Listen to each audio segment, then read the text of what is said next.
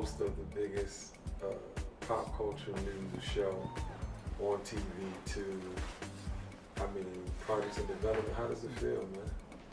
I mean, it's been a whirlwind, you know. It feels amazing to be able to be in a position to provide for my family and you know, make sure my mom is straight and my crew is straight. But, you know, sometimes I'll be walking down the hallways at E and just touching the wall. Yeah, you just be like, wow, it's just crazy how, you know, things have just all come together, you know. Is it a rush? Because you are, I mean, we're just behind the scenes talking about how meticulous you are.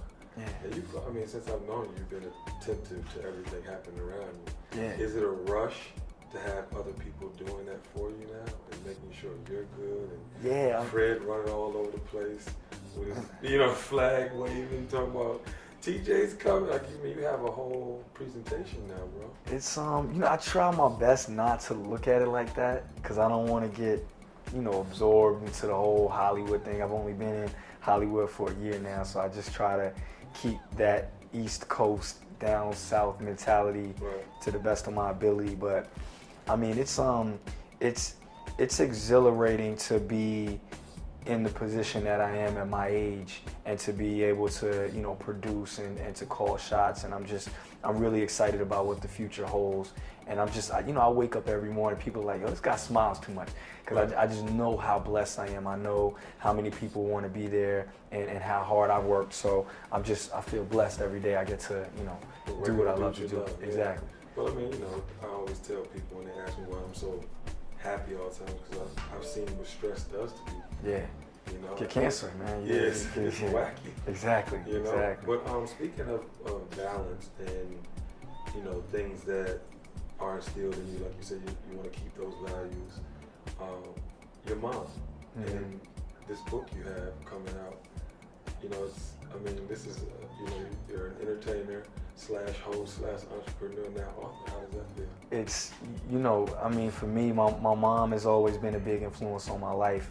And when I did the film Think Like a Man and I had to play the mama's boy, I started asking my mom different questions. You know how Did you relate though at any, because on some levels, I mean, my mom and I don't go that hard. That's what but we still kind of. Yeah, that's the thing. It's like, there's so much I didn't know about her. And then I started like realizing she's a lot more like me than I even knew. Like, you know, when she was younger and everything. And then I started really piecing it together.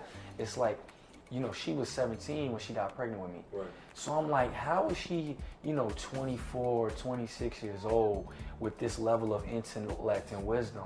And I'm 31 now, and I see kids now. I feel like, you know, you know, whenever I hold my niece, I feel like I'm gonna break her. Right. But my mom was just, you know, she was a really steady hand.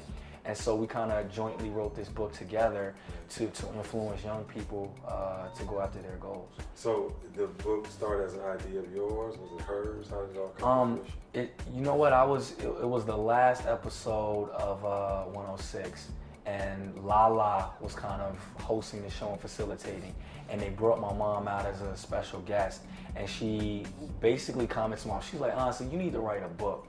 Because the things that your son has been able to do and the way you are, like, in his life, people need to know that type of story, because especially if you're a young single mother, it might influence you that, you know, there is light at the end of the tunnel if things are hard now. Right. So it was like a couple of people had told me that, and I was like, you know, I wish that I was an artist and I could write a song, but I couldn't. So I wrote a book. That's incredible, man. Yeah, man, thank you. It's coming out on October 1st. So yeah, it's around the corner, and I got a lot of help. Ludacris wrote a chapter, Trey Songz, Kevin Hart, all my cast from Think Like a Man, T.I., and it's about all men talking about their mom and the influence. So like Luda, for example, his mom always told him to write things down, write goals down. And he was like, he would write down everything he had in his mind, and then he would watch it manifest. And I just thought, you know, it was brilliant. So I can't wait for people to read it. It's a really good nugget of inspiration. And I mean, it just talks about our story. You know, I did my first audition here in Atlanta a couple minutes after I met with you guys. Wow. And so it's like, it's been a trickle effect. You know, you've had a huge influence on my career. I remember like when I used to come to the Ryan Kenny, y'all had this, it was like the Studio 43, and it was Ryan Kenny. You had this loft space. You and Kenny, man. And I just remember, I just used to look up to y'all because it was gorgeous. Right, and I was like, man, I want to build a career like that. So you've always been an influence. I got to buy those shoes as soon as I leave here. You know? I appreciate it. So, I mean, let's jump into the movie piece. I mean, a lot of people don't take advantage of their opportunities. And you know, a lot of people that are great and are just kind of around, but you went from 106 in Park to E and jumped right into the movie game. I mean, Think Like a Man was one of the biggest, you know, movies of the decade for us, right? And then now you're working on part 2. How was that experience been? I mean, that portion of my life is, it's just unbelievable, man. You know, we shot the first Think Like a Man. It was a conservative movie. Right. I wouldn't say a small project, but I don't think anybody knew what it was going to do but us. Right. And when it blew up, I mean, just to be on set. Sometimes I'm on set with Kevin and Taraji and Gabby, and I still look at Gabby to this day, and I'm like, man, I loved you in Bad Boys too. And it's just, I mean, for me, you know, I'm just a little skinny kid from North Carolina. I have no business being with these Hollywood folks, and I'm just blessed, man. I go on set with that hungry attitude, and you know, for me, it's always been about the full package. That's why I try to promote so hard. Right. I know I ain't the strongest actor in the world. Still working on. You did good though. Thank you. You did good. Like, I believed you. It's like, you know me, and I'll tell you. Yeah. You believe I'm a mama's boy? That's how you feel? Nah, you played the role. But my thing is, like, I'm like, yo, my man is really acting. Yeah. Because, I mean, I could play a part that had to do with some gangster shit or something. Yeah. In my repertoire. Yeah. But, you know what I'm saying? To see you really, I'm like, yo. And you were with, like you said, Gab and people that, Kevin Hart and, like, all these people that have done their thing. And it was very, and that's why I always tell, you know, aspiring people, just that foundation in education is what's key. Because I'm not as, you know, as experienced as them, I just work super hard. I go to acting classes to this day. Nice. Like I'm in acting classes, I'm taking lessons. I just really want to be good at anything that I involve myself in. That's dope. That's a testimony to your character too. And I think that for this youth generation that thinks that, you know, everything's supposed to be so immediate and you don't have to really put forth the effort, it's just going to happen.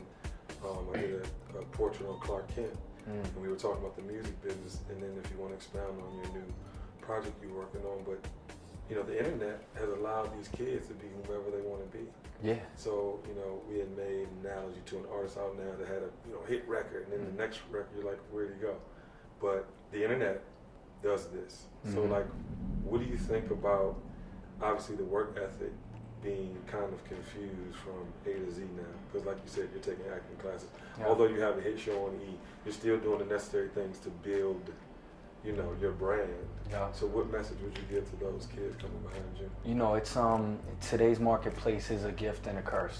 You know, on one end, you have the immediacy of being able directly connect to your audience, and you're able to have quantitative analysis. Like that. Boom.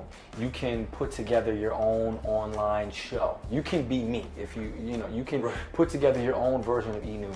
You can do it online and you can directly impact people, right? Right. So and of course with music, I mean, we've seen countless examples from, you know, Justin Bieber on down the line, Drake, Kendrick Lamar. Exactly, of these incredible talents that have been able to directly connect to the audience, and then you bypass the record label. You know, our days of standing out in front waiting for Puff, people would wait for you in Rockefeller Building, you know, with your CD, that, you know, that's null and void now, because now you can directly connect to the audience. So in that regard, it is an advantage. That is the gift.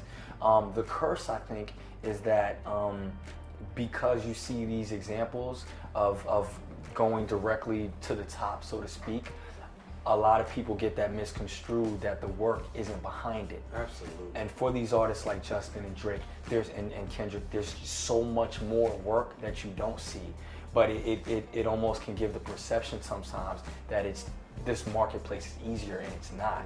There's a book that I love called The Outliers by an author named Malcolm Gladwell, and he talks about how you need 10,000 hours of something before you're considered great. Right. So before Michael Jackson or Michael Jordan or Oprah Winfrey or Denzel Washington or anybody was considered great, it took 10,000 hours. That's basically 10 years of working hard towards something. That's why when Jordan, was young, you're able to play ball so good because you picked up a ball when you were 6 years old. Right, didn't stop. Exactly. So for the entertainment industry, with these artists, for every one hit that an artist like Drake or Kendrick or Big Sean puts out, they're in the studio pounding. Exactly, man. And it takes that work to get to the top. And that would just be my advice, is just if you are good at something and you have talent, then in order to become skillful at it, it's just important that you put in the hard work, because the skill plus the talent is what equals the success. Nice, man. I always tell my mentees and people that look up to me, life is a body of work. And I'm really enjoying your body of work. So. Thank you, man. So Thank you. We can't be done. Are we done? Damn, I enjoyed this conversation, man.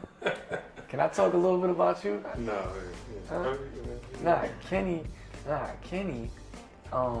When I watch his body of work, man, what I wanted to say was, when I came to the nightclub a couple of times, man, it's very rare now at my point in my career where I can listen to somebody on the mic and pick up and learn things, man. And the way you're able to move people, it's really unprecedented. Like, so many people jump on songs and it's like they're competing with the record, but you have a unique ability to enhance the record, if that makes any sense. And it's mutual, man. Just watching you is an inspiration. Especially I go to your Instagram page and I steal outfits on what to wear. That's serious, man. All right, let's go play some more. I'm Terrence J, and this is my portrait.